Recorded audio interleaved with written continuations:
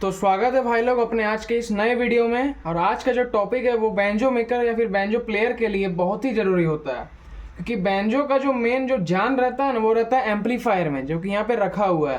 बिना एम्पलीफायर के बैंजो क्या बोले एकदम बेकार साउंड करेगा। ठीक है, आपको एक बार हम बिना एम्पलीफायर के सुनाते हैं कि कैसा बजता है, उसके बाद अब देखिए क्या हो रहा है।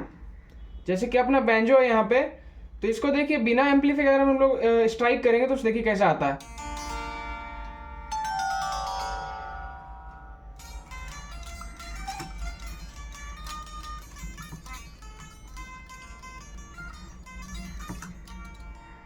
ठीक है, सुन रहे हो, उतना कुछ खास नहीं, बस वायर का साउंड आ रहा है क्योंकि ट्यून है तो प्रॉपर वो साउंड आ रहा है। लेकिन जैसे ही हम एम्पलीफायर पे आते हैं, एक बार एम्पलीफायर ऑन कर देते हैं हम।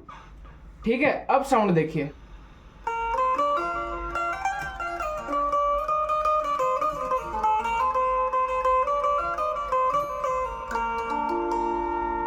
ठीक है, तो फर्क आपको समझ में आ रहा होगा। और आज का जो मेन जो टॉपिक है हमारा वो है कि बैंजो का एम्पलीफायर सेट कैसे करते हैं। ठीक है, तो एक बार आप यहाँ पे एम्पलीफायर आपको दिख रहा होगा, तो इसका सारा सेटिंग को हम जीरो कर देते हैं। ठीक है, सब सेटिंग को हम जीरो मार देते हैं।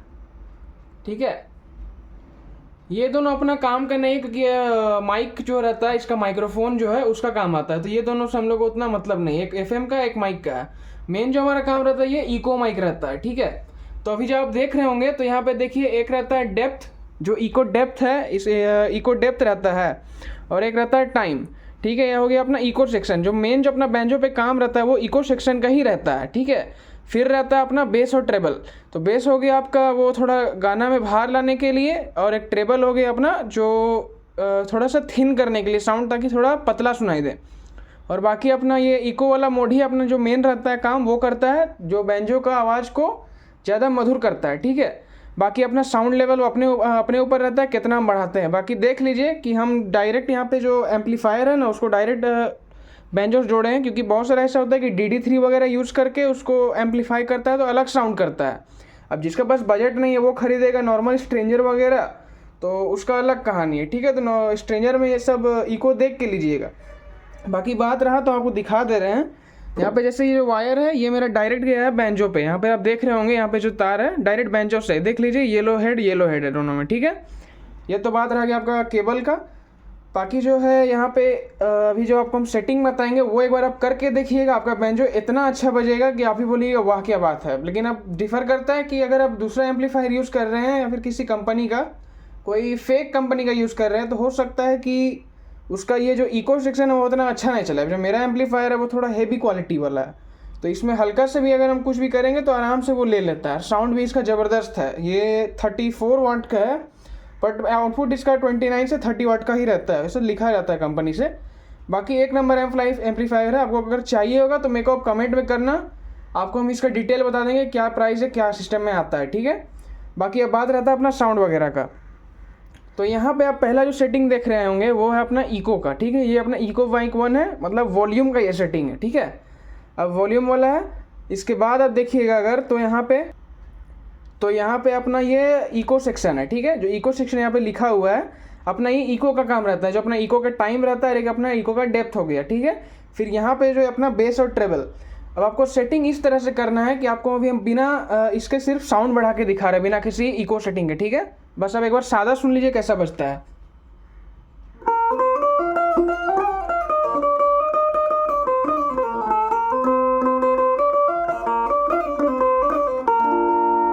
ठीक है, अब देखिए झाला का जो फ्रीक्वेंसी रहता है वो थोड़ा हाई चलता है, तो उसमें ना कंट्रोल हो जाएगा। पर अगर आप ये बजाने जाइएगा, जब मेन तार या फिर बेस तार को छेड़िएगा तो उसमें थोड़ा सा दिक्कत आता है।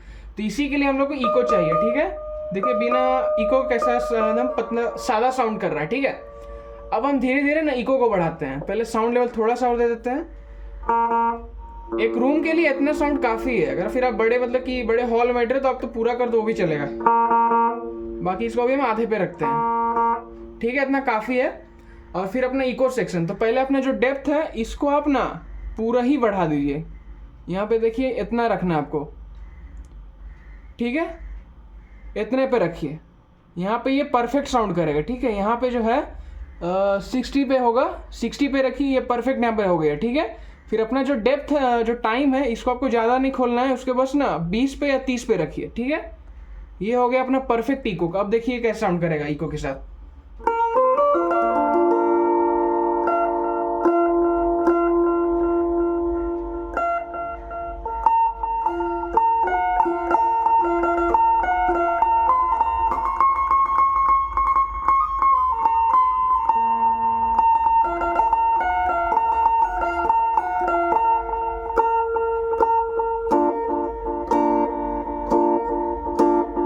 ठीक है, तो अभी देख रहे हैं कि इको के साथ कितना अच्छा साउंड कर रहा है। ये तो बात रह गई अपना इको सेटिंग का।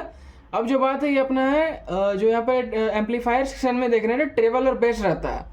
तो बेस को भी आप हाफ खोल दीजिए, ठीक है, हाफ पूरा खोलना है आपको, हाफ में ही रखिए। और जो ट्रेबल सेक्शन इसको हाफ से थोड़ा 10 पॉइंट ज़्यादा खोलना है, ठीक है। ये खुल गया अपना ट्रेबल भी, ठीक है। अब आप देखिए साउंड कैसा आएगा।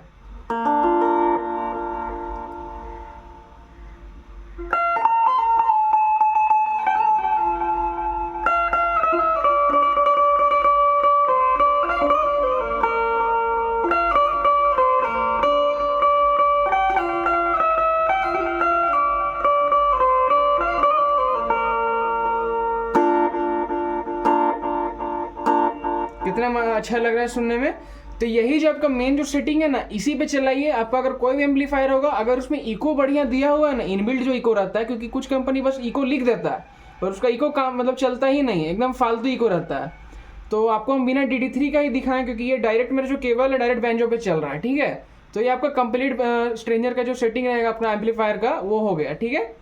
अब बात रहा कि बैंजो पे आप जब ये चलाइएगा तो ध्यान रखिएगा कि अगर आपका छोटा कॉन्सर्ट है या फिर एक रूम पे है तब तो आपका चल जाएगा एम्पलीफायर, लेकिन आप बड़े वाले में जब दीजिएगा, इससे जो लाइन आउट का जो केबल रहता है वो आप एक्सटर्नल स्पीकर पे लगाइएगा। तो ध्यान रखिएगा कि उसमें भी जो इको मोड रहता है ना, जो ऑपरेटर रहता है उसको बोल दीजिए कि थोड़ा मिक्स करके चलाए, क्योंकि आपका तो यहाँ से आउटपुट जितना निकल रहा है, पर जो बड़े एम्पलीफायर पे जो चलेगा उसके लिए आपको चाहिए कम से कम वो जो फिट करेगा थोड़ा बहुत इको और बढ़ा के दे।